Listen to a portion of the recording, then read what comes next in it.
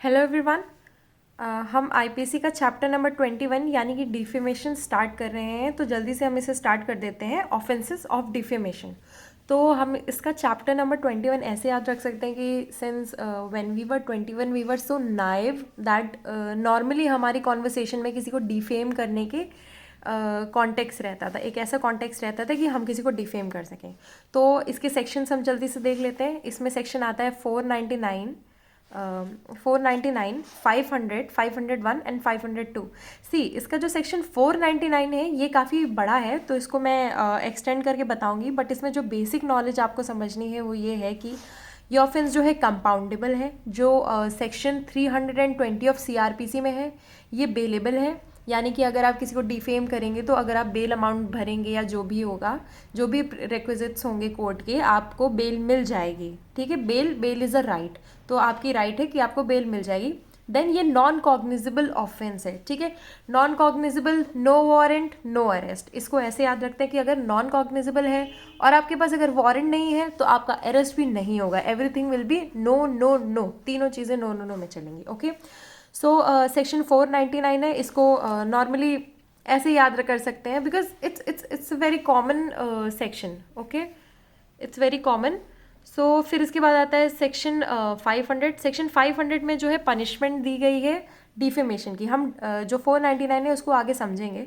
Section 500 में punishment दी गई है डिफेमेशन की, जो है 2 साल। किसी को कुछ बोलने के लिए कितनी सज़ा दे दोगे? 2 साल, फाइन। अगर आपने बहुत ज़्यादा उसका नुकसान कर दिया है कुछ बोल करके तो फाइन की अमाउंट बढ़ सकती है। फाइन की कोई लिमिटेशन नहीं है, फाइन है। And then 501 and 502। 501 में प्रिंटिंग से रिलेटेड है, इसमें भी 2 साल की सज़ा है। कुछ भी आप डिफेमेटरी चीज़ प्रिंट कर रहे हो, दिस इज़ अ प्रिंटर।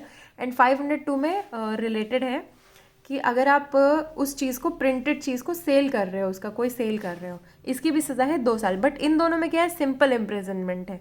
इसमें सिंपल इम्प्रिजनमेंट का कुछ ऐसा रिप्रेजेंट नहीं किया गया है। Okay, so let's start section 499। 499 हम पढ़ेंगे, उसके बाद हम जब इसके आगे करेंगे तो उसको हम लोग अच्छे से अंडरस्टैंड करेंगे और उसके ट्रिक्स भी हैं। सो defamation, whoever by words either spoken or intended to be read by sign or by visible representations makes or publishes any imputation concerning any person intending to harm or knowing or having reason to believe that such imputation will harm। उसको पता होना चाहिए कि वो harm करेगा, knowledge होनी चाहिए। ठीक है, तो नॉलेज ये है first part, knowledge of harming. The reputation of such person is said except in the case here and after expect to defame that person. ठीक है, उसके पास नॉलेज होनी चाहिए और उसकी एक्सपेक्टेशन होनी चाहिए कि वो उसे डिफेम कर देगा। ये है सेकेंड पॉइंट। ठीक है, मुझे पता है कि ये चीज़ इसको बहुत ज़्यादा दिक्कत देगी और मैं एक्सपेक्ट करता हूँ कि मुझे ये चीज़ इसको बहुत ज़्यादा दिक्कत दे, तो वो डिफेमेशन है। अब डिफेमेशन में कुछ एक्सप्लेनेशंस हैं, इसमें 4 एक्सप्लेनेशंस हैं। Explanation 1, it may amount to defamation to impute anything to a deceased person if the imputation would harm the reputation of that person if living and is intended to be hurtful to the feelings of his family or other near relatives। तो जो इसकी explanation 1 है, simple ये आपको एक word याद रखना है, डिसीज्ड। डिसीज्ड को भी डिसीज्ड की भी जो है डिसीज को भी आप डिफेम कर सकते हो। फिर उसके बाद आता है explanation 2, it may amount to defamation to make an imputation concerning a company or an association or collection of persons as such. आप एक कलेक्शन ऑफ पर्सन्स को, एक कंपनी को, इनको भी कर सकते हो। एक्सप्लेनेशन 2 में है, पहला तो है मरा हुआ इंसान, दूसरा है जो इंसान ही नहीं है।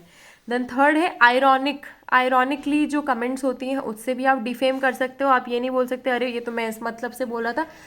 सी इंटेंशन होना चाहिए डिफेम करने का, नॉलेज होनी चाहिए, एक्सपेक्टेशन होनी चाहिए। बोल आप कुछ भी रहे हो, ठीक है, ये सब, ये जो कुछ इंग्रेडिएंट्स हैं ये बहुत इंपॉर्टेंट है। बाकी रीड करो, साइन से कैसे भी कर सकते हो।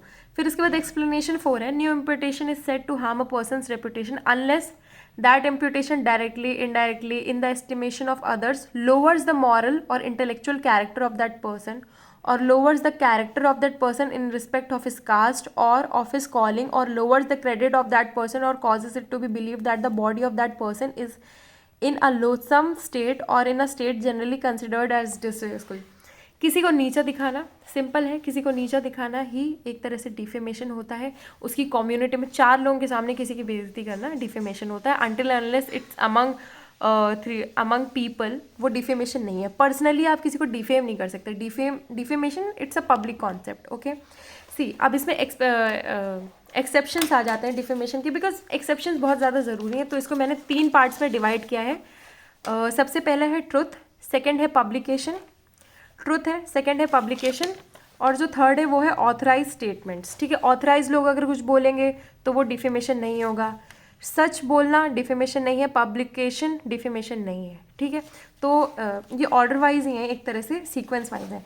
पहला तो है truth, imputation of truth which public good requires to be made or published. ठीक है, इसको हम पढ़ेंगे। Imputation of truth which public good requires to be made, public good requires to be made or published. This is not defamation to impute anything which is true concerning any person if it be for the public good that the imputation should be made or published, whether or not it is for the public good or is a question of fact. ठीक है, public good, public से related अगर कुछ भी होगा तो वो truth में आएगा। पब्लिक गुड के लिए अगर किसी पब्लिक सर्वेंट है उसके बारे में उसका कंडक्ट बताना, ये भी पब्लिक गुड है। Conduct of person touching public questions, ठीक है, ये भी एक तरह से पब्लिक के लिए। For this truth is for the people, for the public. ठीक है, पब्लिक के लिए अगर आप सच बोल रहे हो तो ठीक है, अदरवाइज ये इसके एक्सेप्शन में कवर्ड नहीं है। ठीक है, तो पहला है पब्लिक गुड, दूसरा है public conduct of public servant and conduct of person touching public questions, ये आता है फर्स्ट पार्ट में। इसका जो सेकेंड पार्ट है यानी कि पब्लिकेशन, जो स्टार्ट होता है एक्सेप्शन 3, आई थिंक 1 2 3 4, एक्सेप्शन 4 से, फोर्थ एक्सेप्शन। तो हम लोग इसके फोर्थ एक्सेप्शन पे जाएंगे। Publication of reports of proceedings of courts. Okay, तो इसमें पब्लिकेशन आता है। पब्लिकेशन किस किस चीज़ का? कोर्ट की प्रोसीडिंग्स। ठीक है, कोर्ट है, केस, मेरिट्स ऑफ केस और विटनेस के कंडक्ट जो है, मेरिट्स ऑफ पब्लिक परफॉर्मेंस। ठीक है, जितनी भी चीज़ें पब्लिश की जा सकती हैं, कोर्ट्स, प्रोसीडिंग्स ऑफ कोर्ट्स किस में आती हैं? AIR में आती हैं। फिर इसके बाद ये जजमेंट्स में आता है, ऑर्डर में आता है। ये एक बेसिक अंडरस्टैंडिंग है इस चीज़ की जो आपको समझनी है। एंड देन आता है merits of public performance, public क्या परफॉर्म कर रही है उसके मेरिट्स जो होंगे वो भी, तो ये भी आता है। ये कई सारी बुक्स में भी लिख के आते हैं, तो इसको आप नहीं कर सकते कि पब्लिक खराब परफॉर्मेंस है या अच्छी परफॉर्मेंस है, ये डिफेमेशन नहीं होता है। ये कवर हो गया हमारा fourth exception, fifth exception and sixth exception, merits of public performance. Then आता है seventh exception, 8th 9th and 10th, 4 बचे हैं। ठीक है, ऑथराइज स्टेटमेंट्स, अगर कोई भी स्टेटमेंट्स ऑथराइज हैं, अथॉरिटी से आई हैं और गुड फेथ में है। सी, इसमें मैंने हर जगह good faith good faith good faith लिखा हुआ है। सेंशर रिपोर्ट आई है तो वो गुड फेथ में होनी चाहिए। ठीक है, इसको एक बार पढ़ लेते हैं। Censure passed in good faith by person having lawful authority over another.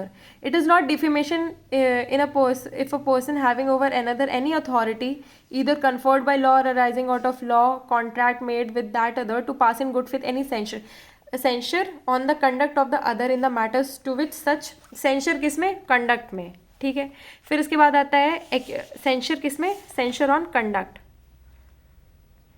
Then आता है एक्यूजेशन। एक्यूजेशन किस में? एक्यूजेशन भी जो होनी चाहिए वो गुड फेथ में होनी चाहिए।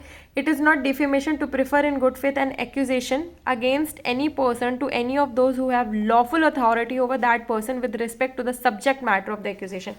एक्यूजेशन कैसा भी नहीं कर सकते, सब्जेक्ट मैटर की अथॉरिटी होनी चाहिए। ठीक है, अथॉरिटी ऑफ सब्जेक्ट मैटर होना चाहिए। आप कैसे भी एक्यूजेशन नहीं कर सकते हो। सी, चीज़ें इसमें वेगली नहीं चलेंगी, चीज़ें इसमें अकॉर्डिंग टू आपकी अथॉरिटी। ऑथराइज स्टेटमेंट्स हैं तो जो अथॉरिटी है आपकी उसी के अंडर आप स्टेटमेंट भी कर सकते हो। ये नहीं कि आप ऑथराइज्ड पर्सन हो पर वो जो एम्बिट है वो आपकी अथॉरिटी के बाहर है तो आप उसके बारे में नहीं कर सकते, एम्बिट भी आपके अंदर होना चाहिए। देन आता है 9th exception, imputation made in good faith by person for protection of his or others interest. It is not defamation to make an imputation on the character of another provided that the imputation be made in good faith for the protection of the interest of the person making it or of any other person or for the public good। ठीक है, imputation कैसा भी बना सकते हैं। सी, ये ज़रूरी नहीं है ऑथराइज स्टेटमेंट्स के अंदर आप डाल दो, ये मिसलेनियस, ये अलग प्रोविजन से।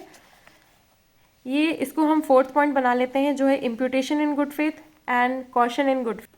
फोर्थ पॉइंट को हम लोग मानेंगे गुड समार्टियन लॉ।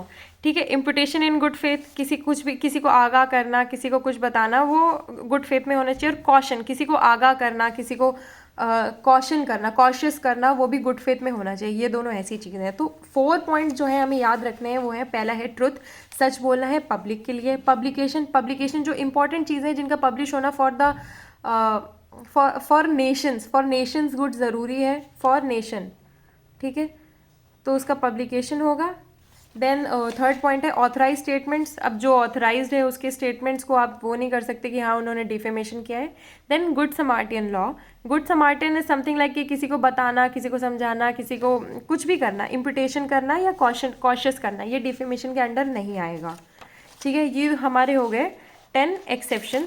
10 एक्सेप्शंस के बाद आता है हमारा सेक्शन नंबर 501 एंड 502। 501 कैसा है? 501 is printing or engraving matter known to be defamatory. Okay. Whoever prints or engraves any matter knowing or having good reason to believe that such matter is defamatory of any person shall be punished with simple imprisonment for a term which may extend to 2 years or with fine or with both. इसमें यह है कि हाँ मैंने पहले ही बता दिया था कि 2 years या फाइन या बोथ ये पनिशमेंट है।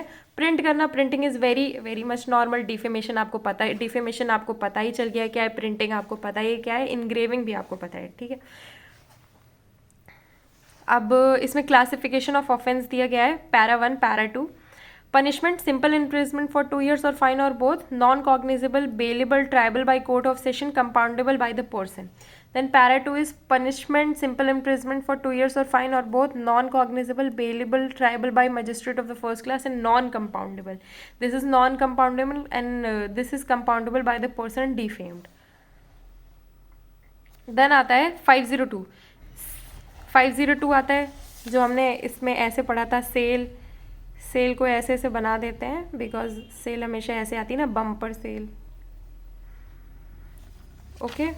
Sale. This is sale, bumper sale. Sale of printed or engraved substances containing defamatory matter. Whoever sells or offers for sale any printed or engraved substance containing defamatory matter knowing that it contains such matter shall be punished with simple imprisonment for a term which may extend to 2 years or with fine or with both. इसमें भी वही चीज़ है, 501 की punishment is equals to 502 की punishment, ठीक है। तो इससे ख़त्म होता है हमारा डिफेमेशन का टॉपिक। अगर आपको कुछ डाउट्स या कुछ हो तो आप कमेंट्स में कर सकते हैं, बट एक बार इसका स्क्रीनशॉट ले लीजिए। हाउएवर अगर ये डिज़ाइन आपको नहीं सूटेबल लग रहा है तो आप इसके रेलिवेंस में कुछ भी बना सकते हैं, but this is very helpful कि आप इसको आराम से रिवाइज कर सकते हैं। So thank you, please follow, please like, please subscribe, thank you.